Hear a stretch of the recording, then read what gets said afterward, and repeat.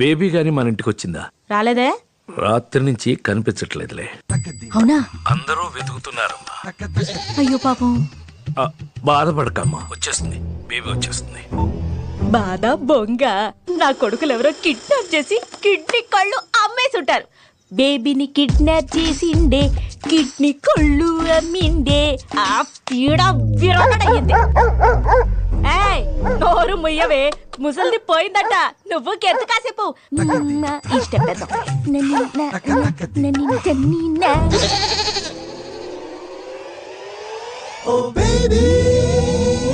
అండి,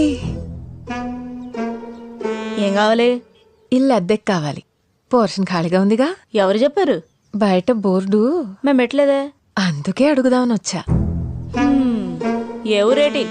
రాజమండ్రి. మాట తీరు చూసి అనుకున్నా మీది అటేపే అనుకుంటా. ఎలా చెప్పా?